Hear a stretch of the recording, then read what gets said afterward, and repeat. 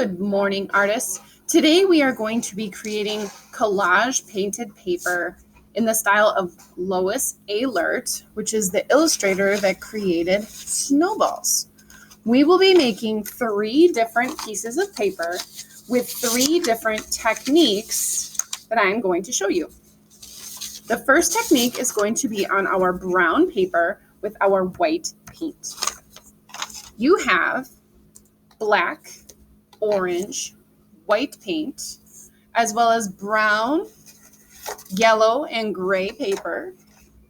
And you should have a paintbrush and a painting toothbrush. Make sure it's not the one you use at home because you don't want to have paint in your teeth. We are going to start with our toothbrush today to paint with our white paint. And I'm going to use a paper towel or a piece of paper to blot the extra water out of that brush. It holds quite a lot. I'm going to open my white paint, and to do that, I need to keep it flat on my table, push in the middle with 2 fingers, peel off the lid, and set it down. This is a good spot for my brush to take a rest if I need to go somewhere or do something else. So I'll do that all again. 2 fingers, push in the middle, peel up the lid, and set down. Good place to rest my brush when I'm not working. I'm going to use a toothbrush today to get some different kinds of textures. Eventually, we're going to be creating an owl out of our different pieces of paper. So I'm just going to play with the different kinds of textures I can find with my toothbrush. If I run out of paint, dip it back in a little bit and keep going. One thing we don't want to do is we don't want to get paint on our hands or on our working surface. So if you're working from home or if you're in the classroom, make sure that there's something underneath your working surface to protect it. So I've got a little bit of swooshy texture. Now I think I might try and actually paint with the brush. And you can swirl it around in circles and make little spots. Maybe you're making a spotted owl. Remember, if you run out of paint, don't be afraid to grab some more. And I'm going to fill this whole paper with different kinds of ideas. If you want to get more paint on your brush, tilt your cup, keeping it on the table, and dip more bristles in. But make sure not to get it on your hands or on you. If you have a lot of paint in one area, you can pick it up with your toothbrush and move it to somewhere else. I kind of like that with the spots. A little bit of paint.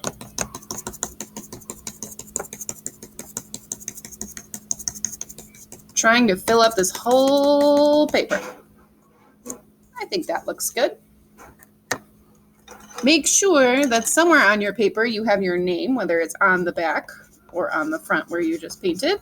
You choose and set that paper to dry. Then we're going to take out our yellow paper. Our yellow paper, we are going to use orange as well as white. Make sure you put your name on it. And put the orange paint in the middle of your seat area. 2 fingers push, peel the top off, and rest. We are going to use our paintbrush for this color. And I'm just going to move my paper down a little bit so you can see it a little bit better. Swirl your paintbrush in the water to make sure it's nice and clean. And remember, every time we change our color, we need to wash, wash, wash, wash, wash, wash. Wash the brush on the bottom of the bucket. And then we got lots of water in our brush. This kind of paint does not like water. So we need to wipe, wipe, wipe, wipe, wipe, wipe, wipe the brush on the inside of the bucket. Notice I'm not tapping because that can make water go everywhere and it can ruin your project or someone else's. Tap that water, but not outside of the bucket. And then finally, to get the rest of the water out, we are going to blot, blot, blot, pushing the brush into our piece of paper or towel. That'll get most of the water out. I'm going to start with my orange paint this time, and I'm going to think about what kinds of different patterns I would see in an owl's eyes. And one thing I can think of is how there are lines that come out from the middle, kind of like a sunshine or like a flower. One thing to be aware of while you paint is that you don't get any paint on the metal of the brush or the handle. Because if your handle go here, you don't want paint in it. And this metal part is called the fair rule. So I like to think it's a fair rule to keep that paint off of the metal brush parts. The only parts of the brush that have paint on them are the bristles, which are the hairs. And I'm going to keep my finger away from it because I have wet paint on this brush right now.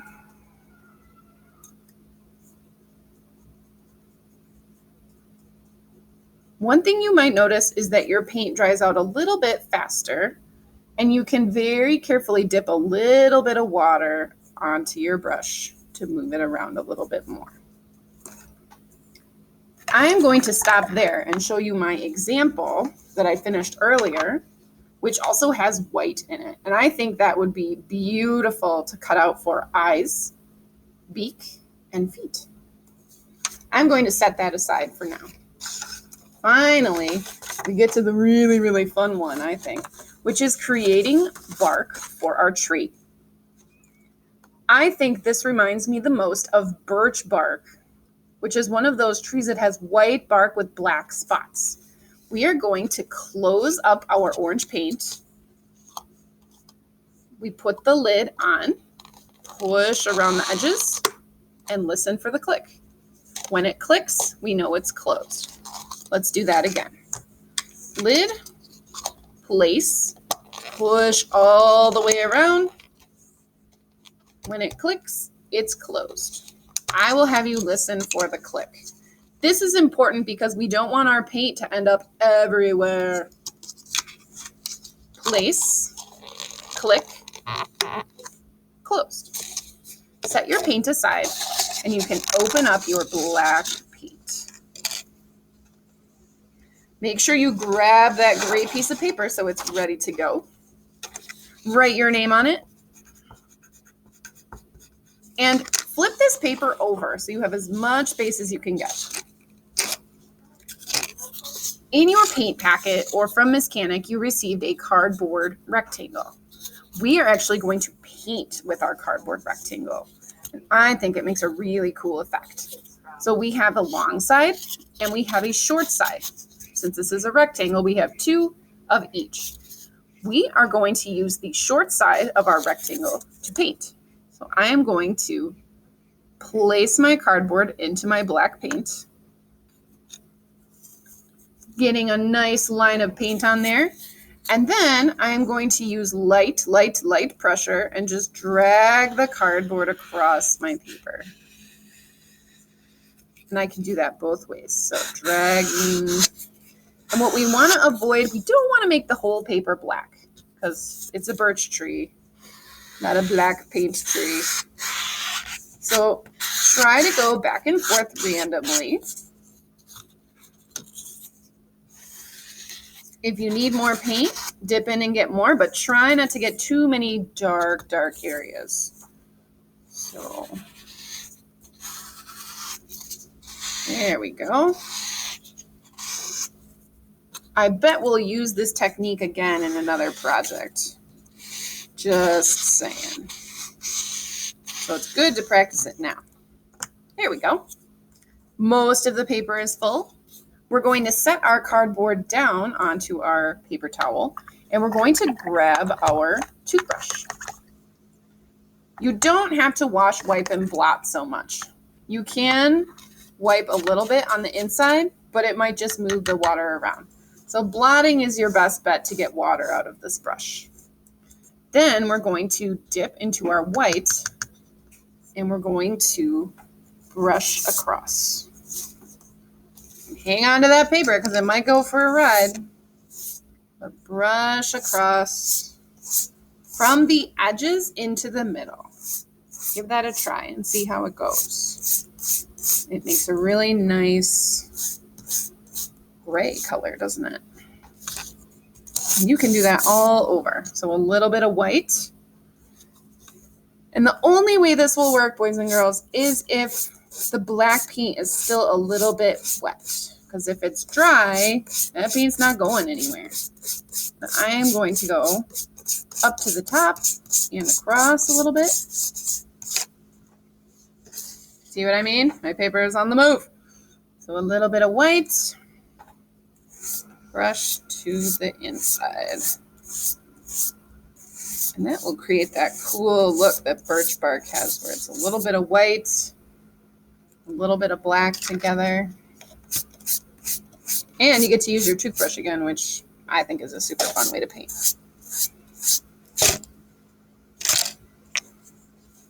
One way you can make this a little bit easier is to turn your paper so it's horizontal or side to side. And then you'll have a little more space to put your fingers and hold that paper in place. I'm going to do one more time.